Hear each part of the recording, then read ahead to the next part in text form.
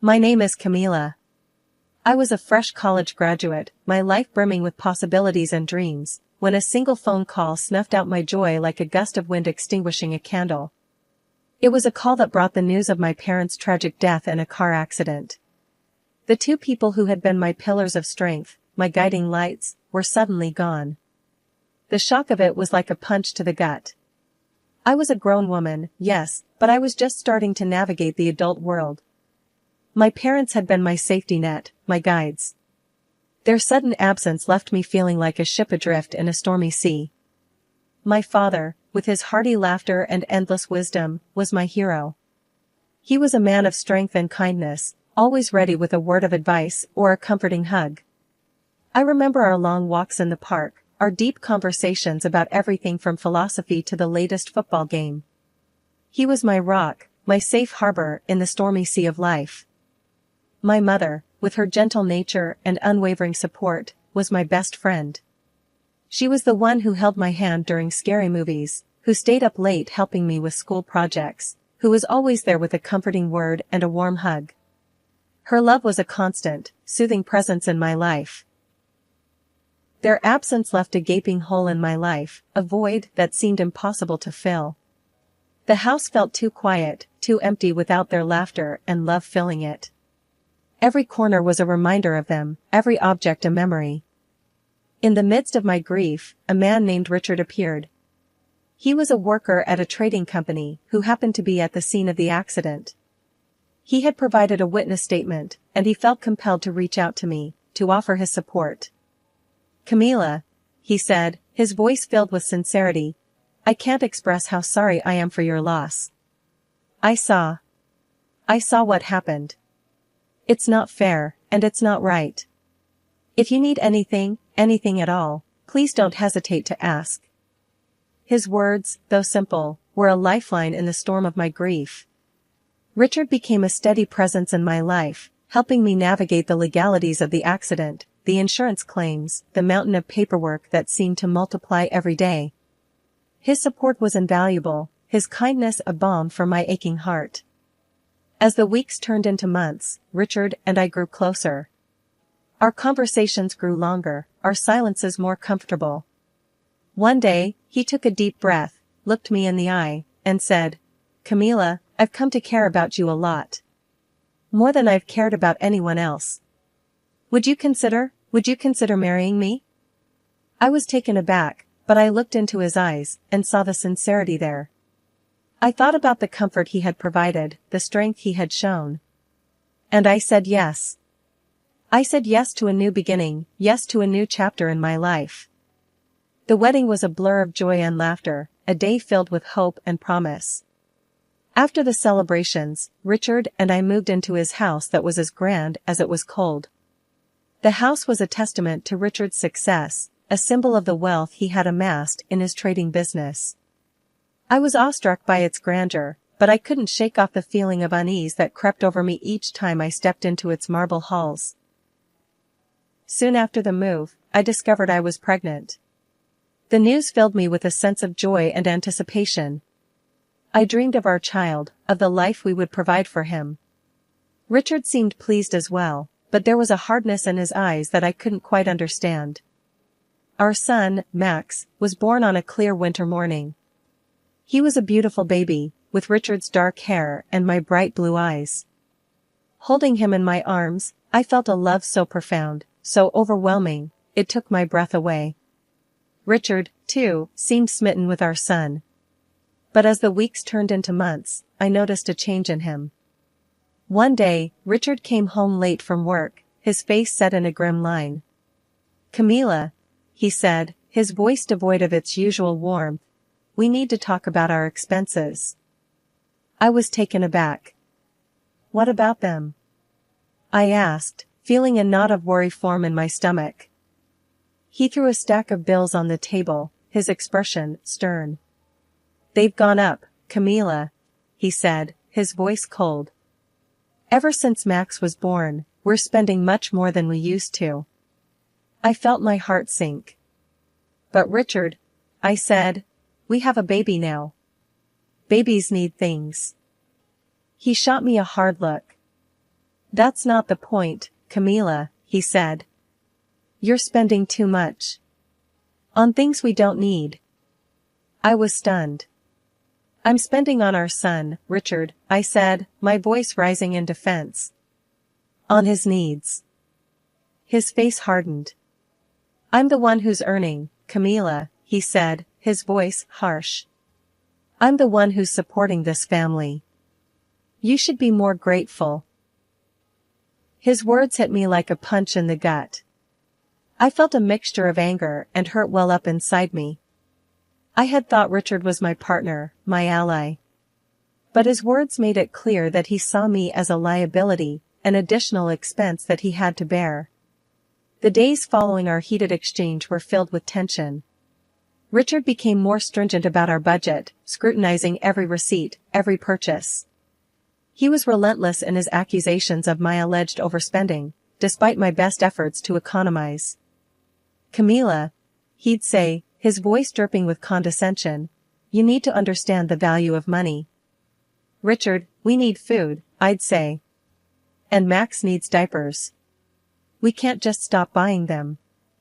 He'd look at me, his eyes hard and cold. Then figure it out, Camila.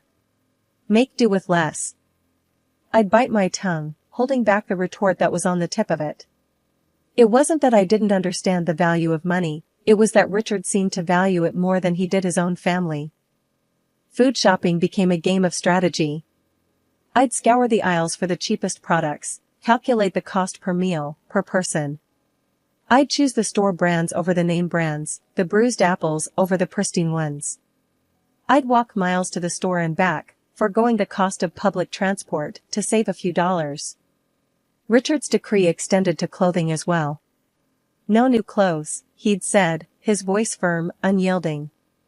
Make do with what you have. I looked at my worn-out wardrobe, the frayed edges of my dresses, the faded colors of my shirts. I felt a pang of sadness. I wasn't asking for designer clothes or expensive jewelry. Just something new, something that hadn't been worn to threads. One day, I saw a beautiful little jumper for Max in a store window. It was on sale, but even then, it was more than I could afford. I walked away, my heart heavy. When I got home, Richard was there. You were at the store, weren't you? Buying more stuff we don't need. I didn't buy anything, Richard, I said, my voice steady. I can't. You've made sure of that. He scoffed. Don't play the victim, Camila. You're the one who can't control her spending. I looked at him, my heart pounding. I'm trying to provide for our son, Richard. Can't you see that? He got up, his face red. I'm the one providing for this family, Camila. You're just spending my money.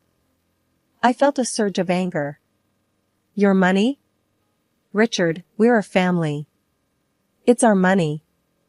He laughed, a harsh, bitter sound.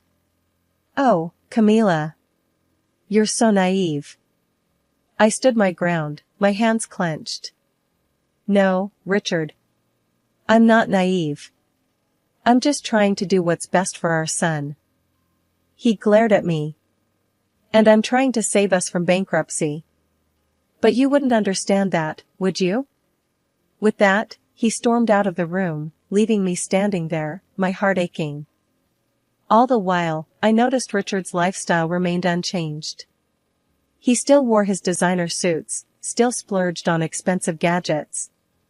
He'd come home with a new phone, a new laptop, a new watch, while I was left to mend old clothes and ration our meals. Richard, I'd say, trying to keep the bitterness out of my voice, how come you get to buy new things, but I can't? He'd look at me, a smug smile on his face. Because I earn the money, Camila. I get to decide how it's spent. His words stung, a slap in the face. I was his wife, the mother of his child, but he treated me like a burden, like an unwanted expense. His greed was clear, his arrogance palpable. He valued his gadgets more than he valued us. It was a Tuesday when Max came down with a fever. His little body was hot to the touch, his eyes were red from crying. I knew I had to get him medicine, and quick. I rummaged through the cupboards, my heart sinking when I saw them bare. We were out of money, out of options. I did the only thing I could. I took the last of our cash, the money I'd been saving for Richard's favorite steak, and bought medicine for Max. I knew Richard would be mad, knew he'd be furious. But Max was more important. He was my son, my baby. I couldn't let him suffer. When Richard came home that night, he was in a foul mood. He'd had a long day at work, he said, and all he wanted was a good meal. When he saw the empty table, his face turned red. "Camila," he said, his voice low and dangerous, "where's my dinner?" I swallowed hard. "Max was sick," I said. "I used the money to buy him medicine." Richard's eyes narrowed. "You what?" "I bought medicine for Max," I repeated, my voice steady, despite the fear in my heart. Richard slammed his fist on the table. "You spent my money on medicine for that brat?" I flinched at his words. "Max is our son, Richard. He was sick." Richard scoffed. "He's always sick. Always needing something. Just like you."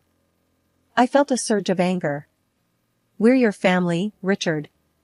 We're not freeloaders." Richard stood up, his face contorted with rage. "You're nothing but a burden, Camila. You and that kid. All you do is take, take, take."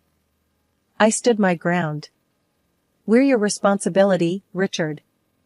You can't just abandon us." Richard laughed, a harsh, cruel sound. "Watch me." And with that, he grabbed my arm, yanked me to the door. "Get out," he said, his voice cold. "Take your brat and get out." I looked at him, my heart pounding. "Richard, please. He's sick. We have nowhere to go." Richard's gaze was icy.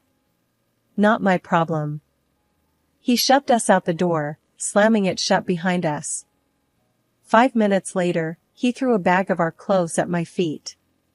I stood there, holding Max in my arms, the cold seeping into my bones. I looked at the house, our house, now a fortress we were barred from. That was the final straw. I knew then that I couldn't stay with Richard, couldn't subject Max to his cruelty. We deserved better, deserved a life free of his anger, his greed. So, I walked away, Max clutched in my arms, our future uncertain. But I knew one thing for sure. I would fight for us, fight for a better life. Richard had pushed us away, but he couldn't break us. We were stronger than he thought, stronger than he'd ever know. The city was vast and overwhelming, a concrete jungle where I knew no one. My son, Max, was just a toddler, too young to understand the dire situation we were in. With no money, no friends, and no home, I felt like a ship adrift in a stormy sea.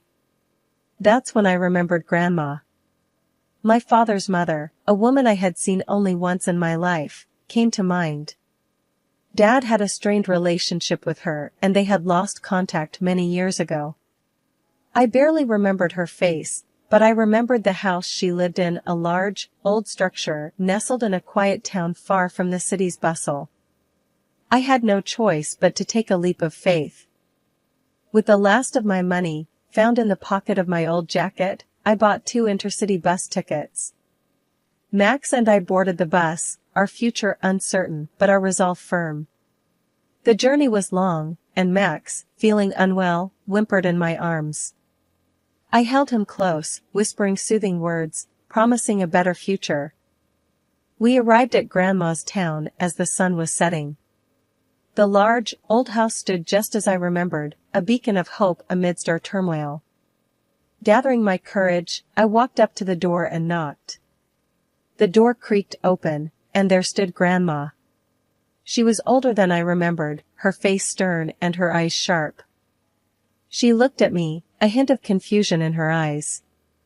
"Yes?" she asked, her voice firm. I swallowed my fear and introduced myself.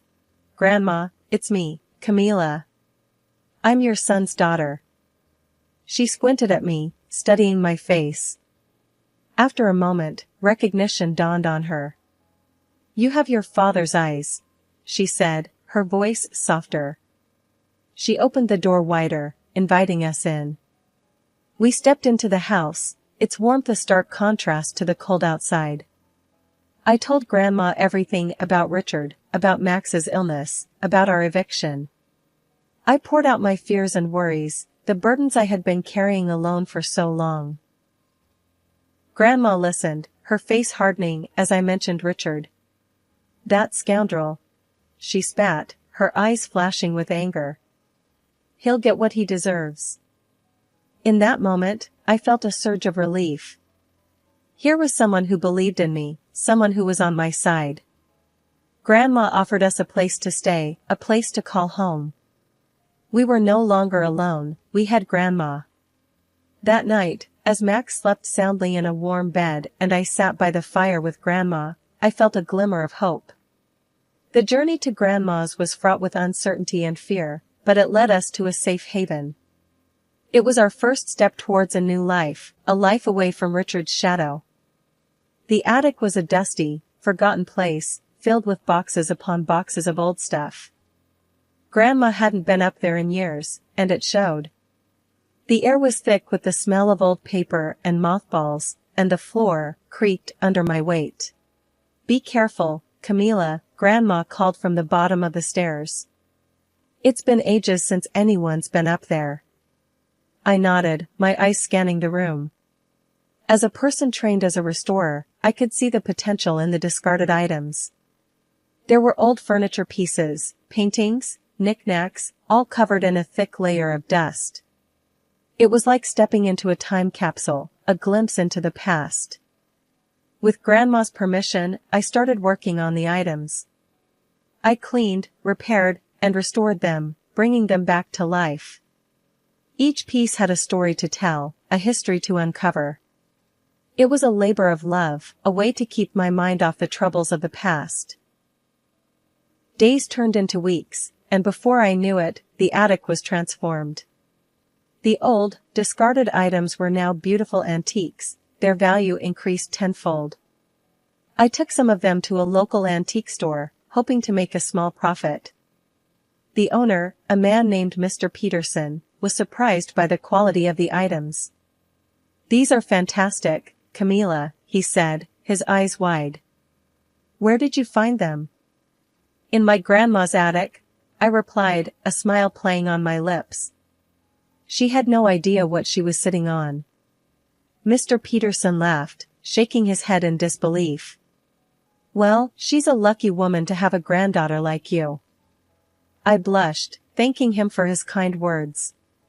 He bought all the items, giving me a hefty sum of money. I was stunned. I had hoped for a small profit, but this was beyond my wildest dreams. When I returned home, Grandma was waiting for me.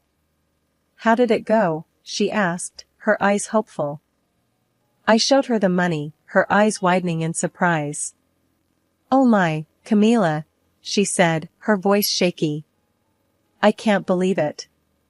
I shrugged, trying to hide my excitement. It's all thanks to you, Grandma. These are your treasures, after all. We celebrated that night, a small victory in our battle for a better life. The attic treasures were more than just old items. They were a reminder that even in the darkest times, there is always a glimmer of hope. From then on, I continued to restore the items in the attic. Each piece brought us closer to our goal, each sale a step towards our new life.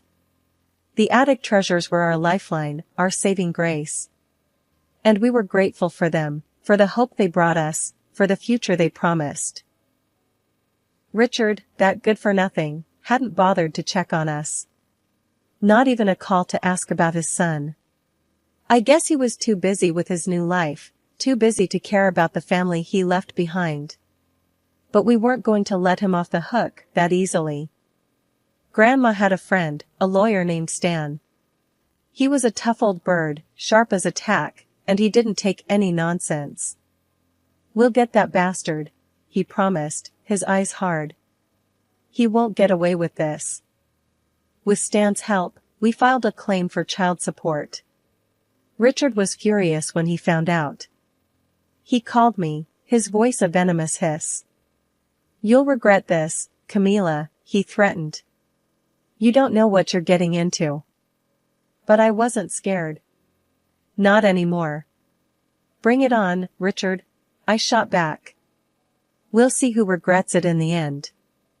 The day of the court hearing arrived. Richard strutted in, all puffed up like a peacock, his lawyer by his side. He sneered at me, his eyes cold and hard. But I didn't flinch. I was ready for him. Stan presented our case, his voice steady and firm. He talked about Max, about how Richard had abandoned us, about how he hadn't paid a dime for his son's upkeep. The judge listened, his face impassive. Then it was Richard's turn. His lawyer was smooth, his words slick. He painted Richard as the victim, as a man wronged by his vindictive ex-wife. But we had a trump card. I played a recording of Richard's tirade the night he kicked us out. He didn't know about it, and I decided to surprise him. His threats, his cruel words, all for the court to hear. The room fell silent as his voice filled the air, his true nature exposed for all to see. Richard's face turned pale, his confident facade crumbling. The judge frowned, his eyes hard. "This court will not tolerate such behavior," he said, his voice stern. "Mr. Jackson, you will pay child support as required by law. You also have to pay for the emotional abuse of your ex-wife and son." Richard was stunned. He looked at me, his eyes full of disbelief. But I didn't gloat. I didn't need to. The look on his face was victory enough. After the court hearing, Richard tried to worm his way back into our lives. He called me, his voice all sweet and smooth, like honey dripping from a spoon. "Camila," he said, "let's start over. For Max's sake." I laughed, a bitter, cynical laugh. "Start over? With you?" I shook my head, even though he couldn't see me. "No, Richard. We're done." I could hear the surprise in his voice. "But Camila," he stammered, "you need me. You can't survive without my money." That's where he was wrong. I had a job now, a good job. I was a restorer, working for a local antique store and a museum. I was making good money, enough to support Max and me. And with Grandma's help, we were doing just fine. "I don't need you, Richard," I said, my voice steady. "I've got a job. A good job. And Max and I are doing just fine." There was silence on the other end of the line. Then Richard laughed, a harsh, bitter laugh. "You? Working? I don't believe it." "Well, you better start believing it," I shot back. "Because it's true. And guess what, Richard? I'm not just surviving. I'm thriving." There was more silence.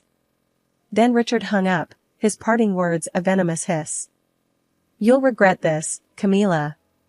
You'll see." But I wasn't scared. Not anymore. I had found my strength, my independence. And there was no going back. The next few months were a whirlwind. I was busy with work, with Max, with life. But I was happy. Truly, genuinely happy. For the first time in a long time, I felt free. Free from Richard, free from fear, free from uncertainty. Grandma was proud of me. "You did good, kid," she said one day, her eyes twinkling. "You stood up for yourself. You took control of your life." I smiled, feeling a sense of pride. "Thanks, Grandma," I said. "I couldn't have done it without you." And that was the truth. Grandma had been my rock, my support. She had stood by me, had helped me find my strength. And for that, I was grateful. The sweet taste of victory was more than just a court win. It was a personal victory, a testament to my strength, my resilience. It was a reminder that I was more than just Richard's ex-wife. I was a survivor, a fighter, a mother, a restorer. And as I looked at Max, his eyes bright with laughter, his face full of joy, I knew I had made the right choice. I had chosen to fight, to stand up for myself, for my son. And I had won.